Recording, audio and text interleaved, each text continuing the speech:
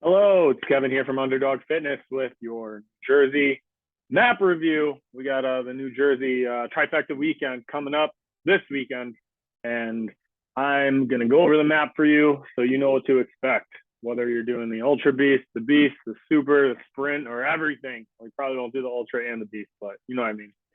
So what gives me credibility? I've done the New Jersey Ultra Beast a time or two, and I know a thing or two. I got this last fall. I did the Super in the spring. I've done this Ultra multiple times. I'm very familiar with the course. And I just want to give you some insight on what to expect. So that way you get through the race with your best time ever. So let's go to the videotape, as they would say. Bear with me here. We're going to bring up the map. You should have found this. If not, it's listed in a lot of places. So you can see the map here. First thing I would look at is elevation profile. So pick your race and you can kind of see what you're looking at here. So let's start with the Beast because a lot of people are doing the Beast and then we'll double back to the Ultra, but I'm going to zoom in as best I can. It might get a little fuzzy.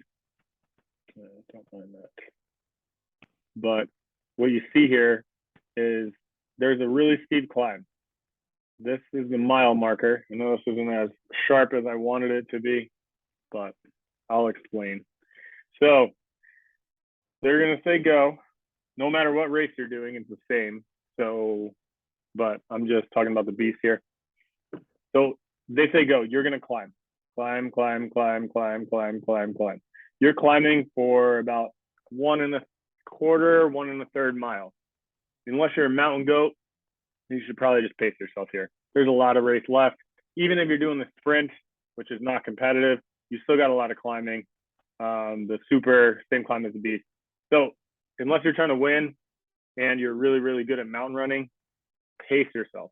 I did this, like I said, I did this Beast last year or the Ultra last year, and I did the Super. My best tip is get good at power hiking. If you have a heart rate monitor, keep your heart rate under zone 5. Zone 4 is fine. Don't push it any higher. Literally walking up the mountain. You can put your hands on your knees, alternate steps, but keep your chest up, keep oxygen coming in. Sip water. It's going to be a little chilly in the morning, but this is going to warm you right up. So do not overdress. No matter what race you're doing, have layers or underdress because the first climb is going to make you sweat. And the last thing you want to do is lug around all this heavy, wet clothes all day. So if you notice, there's 4 white dots on the Beast.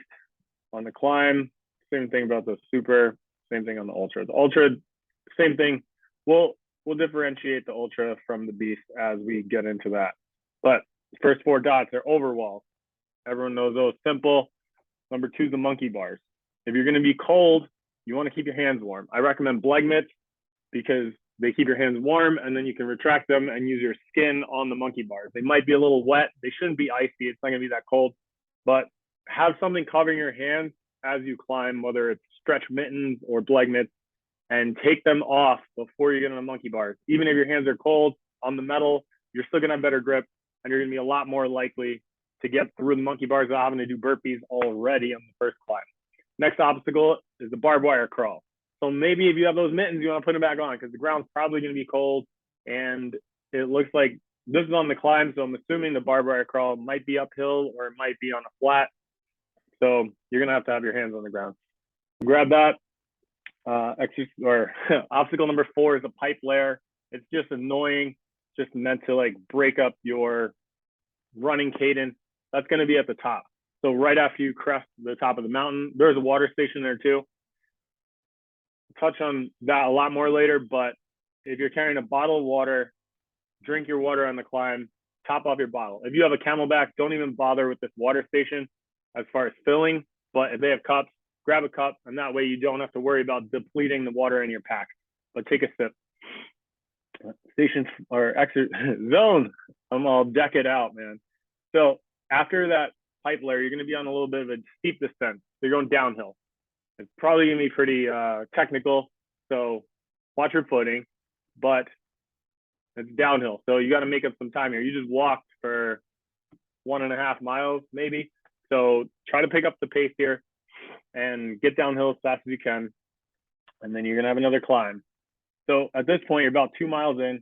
You might be about 30, 45 minutes at this point, depending on your fitness level. But I think if I'm racing, it's probably gonna take me 17, 18 minutes for the first mile, straight climbing. So by the time I hit that peak, I'm looking at 20 minutes or so plus obstacles. So by the time I start the second climb, I'm going to be like 30 to 45 minutes. Keep that 45 minutes in mind because there's a second climb here. That's a good time to eat. I'm telling my clients, start eating every 45 minutes, eat something. Whether you're drinking or not, you should be sipping too, but put some fuel in the tank because look at the rest of the race. It's really long. And if this is taking you an hour to get to the first point, that's okay.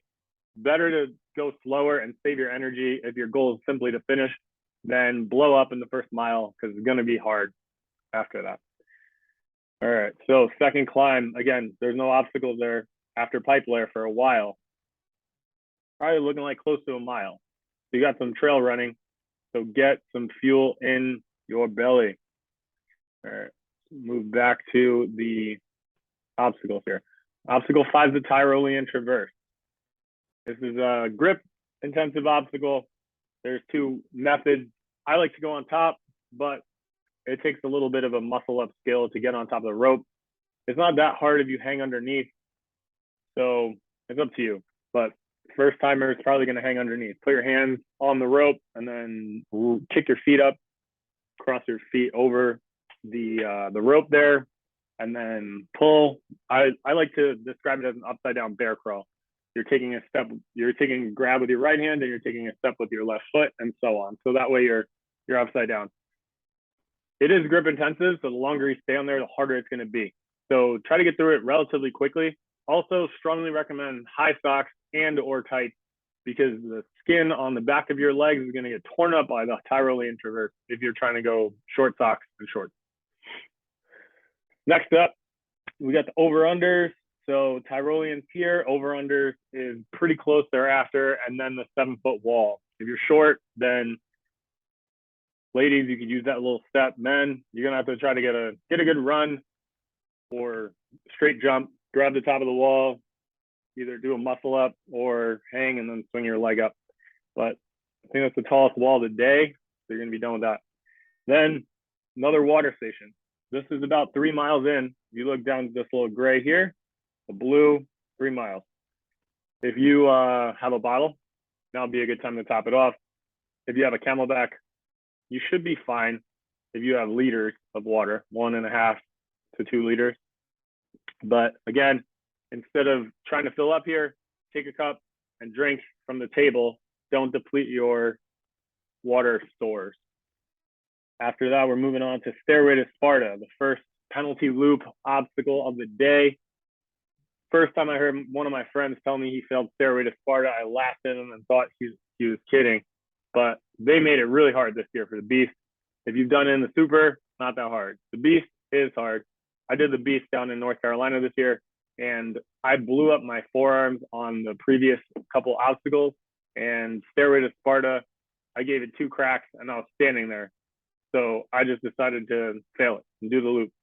That doesn't mean you can't do it. It just means you need to know that it's not a cakewalk like it used to be. You're going to have to run up the wall. Then you're going to have to grab a hole or a chain or a rock climbing grip to pull yourself up even higher to get to that lattice where it's like a wood ladder and then climb up and over. So be prepared for that. Give it a shot.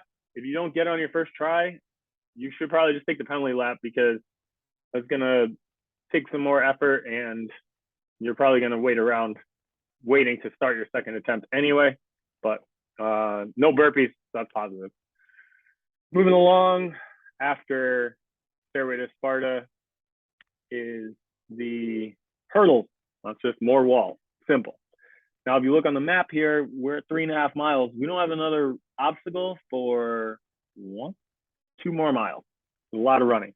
So it's kind of up and down and up and down. So you're probably not going to be able to run too fast. But like I said before on the downhills, try to run the downhills as much as you can because these uphills are pretty steep and you're probably going to be walking them, which is fine. You don't need to run the uphills, but if you're walking the uphills, you're going to have to make up the time on the downhills. So next is inverted wall. After that long stretch, again, I'll previous to that, you'll have another water station after a descent and then another climb. Grab water there. You might want to fill up your pack because the next water station, it definitely fill up your pack because the next water station looks like it's 15 obstacles away and half of way up the mountain again. So fill up your water pack. And then after that inverted wall, you got that, done that before. It's the wall that leans towards you. You got to jump up, pull, hook your legs, step up and over. And that one's a fun one. Now we got an obstacle gauntlet. This is where you're going to come down and you're going to be touching the festival area. So if you have friends and family, they're probably going to be there really excited to see you, clapping, getting excited to see you. And that little energy boost is huge, but you still have half the race left. So come down, get re-energized. It's quite a descent. You're running downhill quite a bit. Like we're basically getting rid of all our elevation gain, and then we're going to climb again. And that brings us to rolling mud, dunk wall, and slip wall. Those are very refreshing, but get in and get out as fast as you can. Don't get lost. Try to follow the person in front of you if they look like they have a clean path. If they're getting stuck in the mud, don't follow their path, but that's a good rule of thumb that I usually use. After that is the Z-wall. Slippery situation created by rolling mud, and then the dunk wall because you're wet. The slip wall is usually not that slippery even if you are wet, but after you climb down from the slip wall, start drying your hands. I like to get everything away from the skin and run like I just got my nails done. At least that's what I imagine. I never had my nails done before, but dry them. Mud on them is not going to help. Sand on them is not going to help. Gloves are not going to help because wet hands slip off everything. So dry your hands as you walk to the Z-wall. Do not even bother trying to run to the Z-wall. It's going to be uphill. It's going to be tiring. You just bombed downhill. You went through all these walls. Now you're going to be walking uphill. So take your time here. Dry your hands. You're going to get through Z-wall. Then you're going to go to the Atlas carry. So you got that big cement ball. You're going to walk it down 10 feet, turn around, come back. Not that hard, but you don't want to rush through the Z-wall and do burpees or the Atlas carry gets harder. After Atlas carry is the sandbag carry. So my big muscled friends, my fellow meatheads, this is going to be a fun part. But hit the Atlas, get the sandbag carry. I assume the sandbag's probably be on some sort of hill, make it harder. So just do your best, pick it up. I like to quick tip for the sandbag, if they have those long ones, I'll take it sideways and shake it so all the sand goes down to the bottom, and then I twist the part that doesn't have sand in it and hold it like Santa's back, and then flip it up on my shoulder. So now it's sturdy, and then I just hold on to this handle, and then I'll do the sandbag, and if I get tired, I'll just dip to the other shoulder, and so on. That way it's not flopping around. I've tried taking it the way it is and throw it around my neck, and it's like two big weights that just flop around, tires your back out, hurts your neck. So my method is a lot more sturdy and it'll keep you upright. Next is the Sizzle spear throw. Dun, dun, dun. This weekend, there's a penalty loop. So one, don't miss your spear.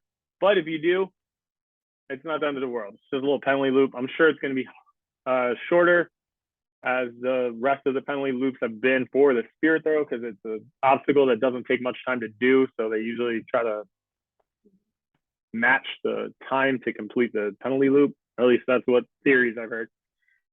Take a couple breaths.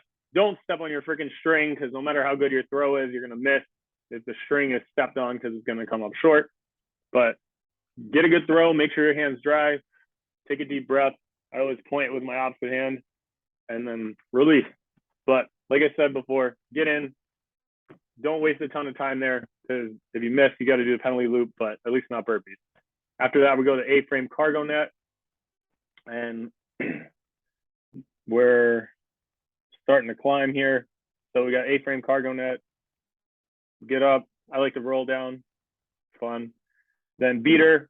If you don't know what beater is, it's like an egg beater. It's the monkey bars when they're attached at the sides and they rotate like this. So you grab the beater and you kind of ride it to the next beater.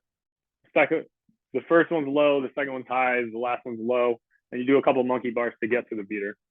Not all that hard, but I like to double up, one hand over and one hand under or under over, like grab I go sideways through the obstacle and I underhook and then overhook and match. You might have to time your swing with that because if you get dead stop, then it's going to be hard, but you can swing your legs. Anyway, it's a penalty loop if you miss. Next is twister. Go backwards. If you don't know what to do, then it's going to be hard to do anything to practice, but it's like the DNA strand. So you grab the handle and the whole thing rotates, and then you grab the handle that's here and the whole thing rotates, and you grab the handle that's here and the whole thing rotates, and so on. So think of like same feeling as Tyrolian traverse. You're upside down and you're moving backwards, but just grab the next handle and try to get through it as fast as you can.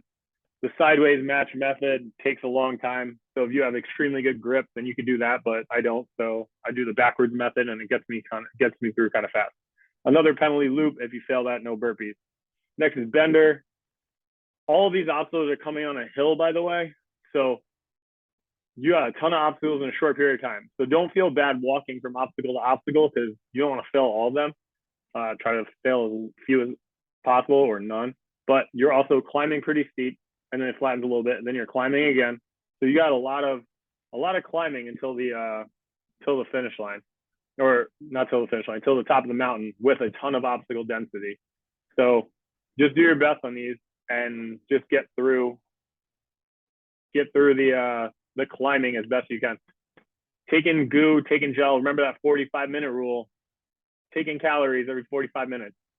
That way, your glycogen, which is depleting through all these strength obstacles, is starting to get a little replenishment. So that way, you still got gas to get through the rest of the race. All right. After the spear throw, we got the eighth. We already did that. All right. After twister, we got bender. That's like the inverted wall, but just metal. Jump to the first one, kind of do a pull up and get up and over. Then is barbed wire crawl 2. Lucky. Double barbed wire crawl. Oh, just kidding. Pass on that. That's only for the ultra. I'll come back to some ultra tips in a second, but we'll skip the ultra annex, as I like to call it, ultra loop, and we'll go back to just the beast. So the beast has armor. That's the Atlas ball with the chain and the handle. So it's a single handle, and you kind of like waddle with your arms are going to be straight, and you waddle yourself down like an Atlas carry, but you just have the balls on a chain. Olympus, that's the wall with the chains and the holes and the rock climbing grip. Pretty slippery, pretty steep. It's probably going to be like 8 panels. Give it a go. One try and fail. You don't get to multi-attempt that, but if you can get through that pretty quickly, get through it quickly. But if you can't, it's a penalty loop, and I wouldn't fight to stay on if you're not even close to finishing. When I did the Trifecta Weekend in North Carolina earlier this year on Saturday during the Beast, I fought and clawed and scratched to get to the bell on Olympus. I hit the bell and I started running again. My biceps were exploded. My fingers were numb, and I'm running. And all of a sudden, I start catching up to all the people that failed it and did the penalty loop. So that penalty was super short. Hopefully, they've adjusted it. But if they haven't, then it might be advantageous to just touch the obstacle and go take a penalty loop, depending on what your goal is for the race. Next is the box. The box is that 8-foot wall with the single rope hanging down, and you got to get up and the 90-degree ledge. You can't just grab it because it's too slick, and you got to grab like 6 inches past it to get to the bar. If you take that skinny rope and you just fold it back onto itself and hold it with one hand, you'll create a loop. Put your foot in the loop, step up on the loop, and then that should give you enough height to reach over and grab the bar. Then you can let go and just pull yourself up like you're doing a regular wall carry or wall climb. Helix, that's the X of metal that you grab the gates and keep your feet off the ground. Probably seen that before. The multi-rig for the weekend. So Beast, Saturday, and Ultra. The multi-rig is going to be a series of rings, maybe 4, 5, or 6 rings, and then it's going to have the straight pipe. And then after the pipe is going to be these big fat ropes. There's probably 3 of them. They're super fat, not easy to grip. You're allowed to, at this point, grab the strap above the rope as it's easier to hold on to, but otherwise it's going to take a lot of grip strength to hold that fat rope, especially where it's located during the race. So do your best. There are burpees there. Finish line is near. Try not to fail that. Next is Bucky Carry. Super steep. It is right next to the festival, so you'll have a lot of people there, hopefully cheering for you to keep you moving, so that way you can do the Bucky Carry and take you through the finishing gauntlet right near those gondolas. But I had a great time sitting there last year after I finished my ultra and just cheering people on. So hopefully there's a lot of people there doing the same. The buckets are pretty heavy, but the climb is very steep. So I like the bucket on the shoulder method, round side. So it's like, here's the bucket, turn it sideways, and then it sits nicely. But if you can't do that or you can't balance it, you can front load it, or you can like load it on your lower back. Then whatever is going to give you the best balance, but you're going to be leaning forward a lot on that climb. So do what's comfortable. Rope climb. Hopefully you can shake out your hands after the bucket carry and you still have something for the rope. Not much to say on that. Hit the J hook or the S hook, get up there, ring the bell, come down. If your grip's still not dead, Kirk hoist.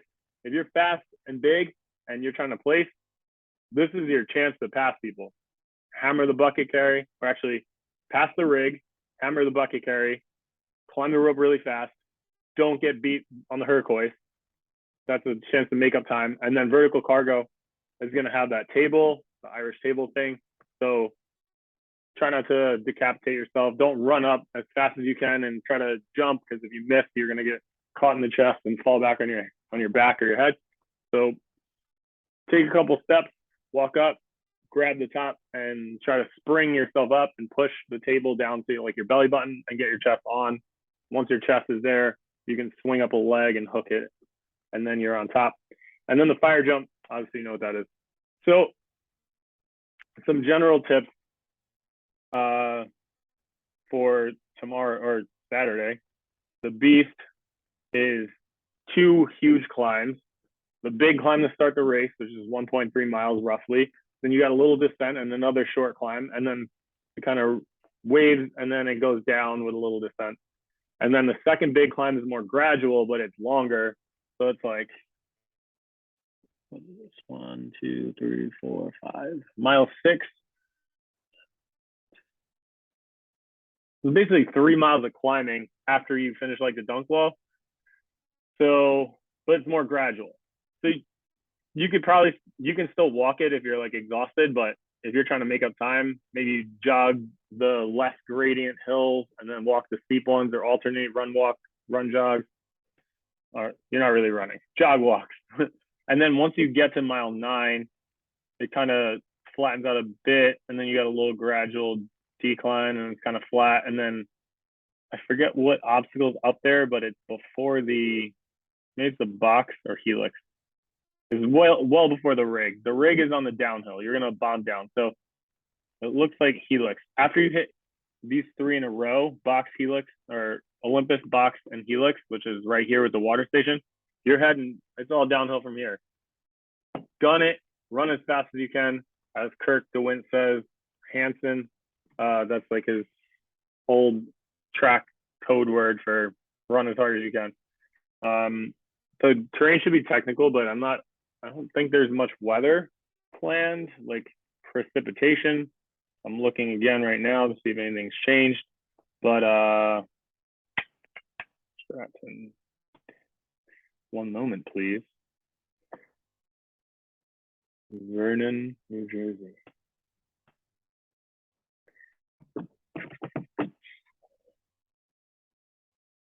Vernon, New Jersey.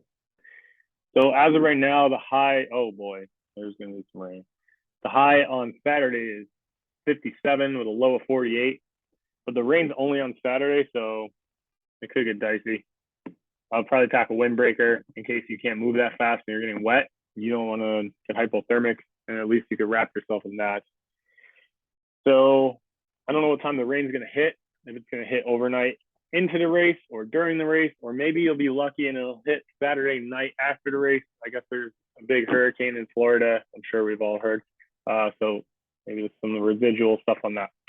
But the weather is going to be the same on Sunday, except no forecasted rain. So low 47, high 59. This is optimal running temperatures, because as your body gets hot, it's cool enough to cool you, but it's not so cold. So that's that. let's talk a little bit about the other maps. If you're just doing the sprint, you got that long climb to start and big descent, and then you have a smaller climb on the second half. The super long climb to start, longer gradual climb similar to the beast on the back half after that. And then as you can see from the ultra, that ultra loop, the ultra does 2 loops at a beast course. So this green thing is doubled, but there's also this other little ultra loop, which is the purple only, and it is hell. Last year, grass like 8 feet tall, wasn't matted down. You couldn't step. If you step forward and then you need to adjust your foot sideways, the grass trapped you. And it was like, I'd imagine if you were drunk and stumbling and you're trying to walk, it was incredibly frustrating. We ran on the cement in the water park, and that really hurt your feet because you're like wearing trail shoes on cement, so there's no give. But the up and the down, the obstacles are the barbed wire crawled too, the plate drag, armor, and the 6-foot wall. Missed that. There's an 8-foot wall in there too after bender for everybody or for the beast. But those obstacles on the ultra loop are just obnoxious. They're not too hard. They just zap your energy. So that's that. So that's the course map. Good luck with the rain. I'm going to touch on nutrition real quick. So whether you're doing the ultra or the super or really any race, I usually go by this rule of thumb, which helps you prepare properly. So I'm going to show you this other screen real quick that has some details that I put together. So the goal here is for you to bring enough food with you, because if you don't, you're going to suffer. You want to have enough food and enough hydration. We talked about the water stations, but the water stations don't feed you. So you want to make sure you carry enough food with you. And that is going to provide you the nutrition you need. Otherwise, you're going to have a bad day. As soon as you start cramping, you're not going to, it's really hard to come back from. It's not that you can't, but it's pretty hard. So I made this quick nutrition needs analysis. If your race is under 45 minutes, you really don't need anything. If it's an hour, you probably still don't really need anything. So the sprints don't really need to carry anything. The super, you're 60 to 90 minutes, you could get away with nothing, although I would probably bring a gel, and that way you can hit that in that second climb, get a little extra juice. That way your muscles are ready for the back half of the course. Beast and Ultra Beast, this is for you. How many hours do you plan to be on the course? If you've done it before, you have a good idea. If you've never done it, take a lucky guess.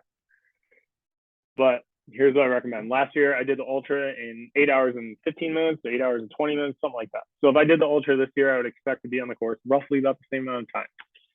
If I'm doing the Beast, I know I could do most beasts in 3 hours or so, maybe a little less, depending on my fitness.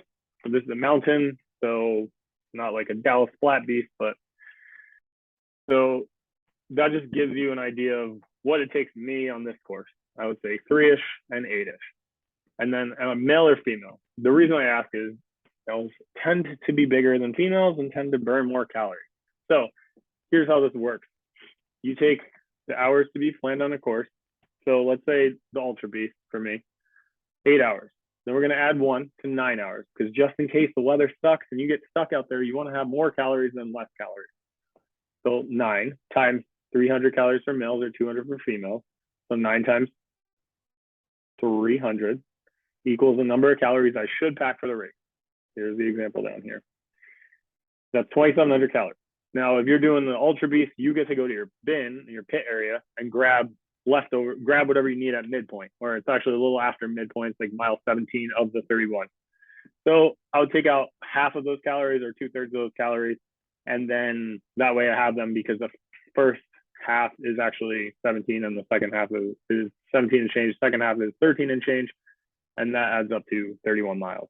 So the extra 4 miles actually takes like an extra hour, most likely with the shitty conditions of the ultra loop. So I would take out half to 2/3 of my calories on the lap. And then when I come in, eat something on my bin, pack the rest, and head back out. You don't want to spend a ton of time in the pit because that's time wasted that you could be walking up that first 1.5 mile mountain. So if you're pitting in the ultra, swap your bag quick or replenish, change your shoes if you have to, but get back on the course immediately and start walking. You can take a pizza out of your bin and eat that in the first 1.25 miles it takes you to get to the top. I usually bring a Coca-Cola and something hearty, depending on what I did. The Coca-Cola has a lot of sugar, which you need carbs for your race, and it's simple and fast digesting, and also has doubles as a gastrointestinal suppressant, so it relaxes your stomach. If you were, remember when you were a kid, your mom's like, "Oh, you have a bellyache? Have some Coke." Bam. You're not going to drink a 20-ounce soda in that time, and the bubbles might mess with you, but bubbles, cameo. That's a good thing to put them in your bin.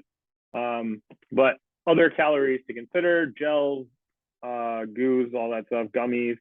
I like honey stinger waffles, a candy bar that makes me feel good. So when I do, usually not the Ultra Beast, but like a 24-hour race, I put a Snickers in there because I don't know what it is about Snickers, but that thing makes me feel amazing. And there's sugar in there and a little bit of protein and some fat, and that just makes me feel good. And when you get to the Ultra Loop or when you get to your bin, you need to feel good going out for a lap too, because you're going to feel physically destroyed.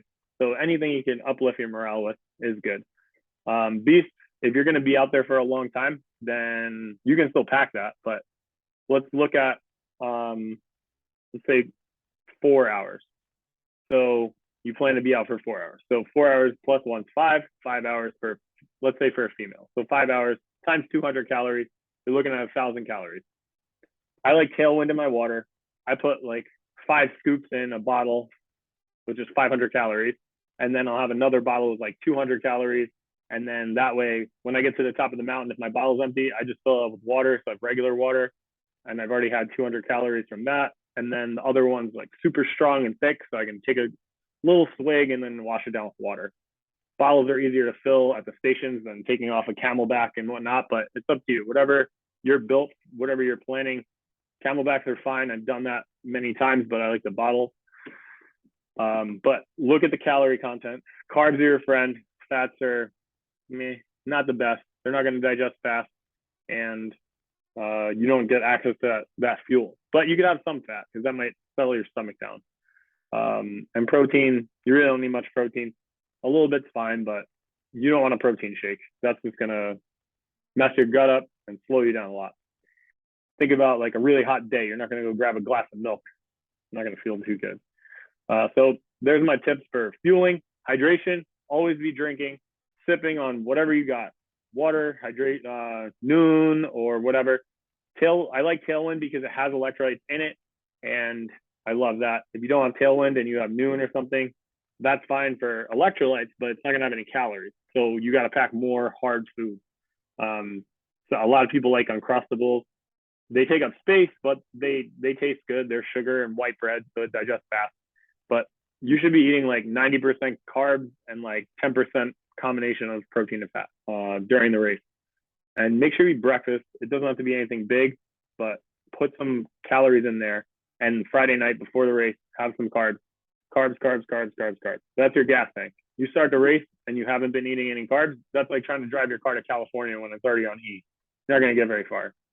You could get out and push the car to California, but that's going to hurt a lot. And you don't want to have to push your ass up and down that mountain for 4, 5, 6, 7, 12 hours with no gas in the tank. So those are my tips.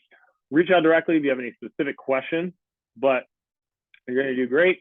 Regardless of the rain, I always tell myself in bad weather situations, I'm built for this. I do better in poor conditions than anyone else here. The rain or the cold or the whatever it is benefits me more than anyone else. So make that your mantra. You'll get through this, whether it rains on you or not. It's going to be an amazing weekend.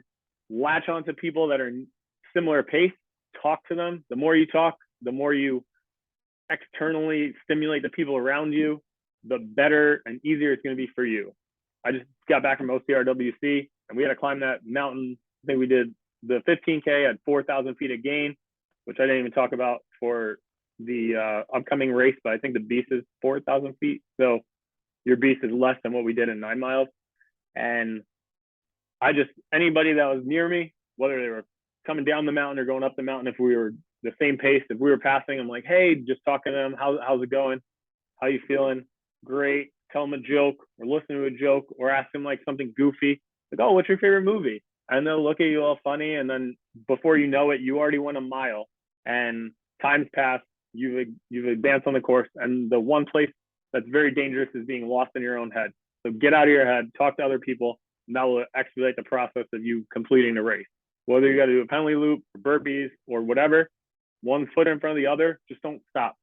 Walking 0.01 miles an hour is still faster than sitting on your ass. So keep moving. Other than that, great job. This is Kevin from Underdog Fitness signing off.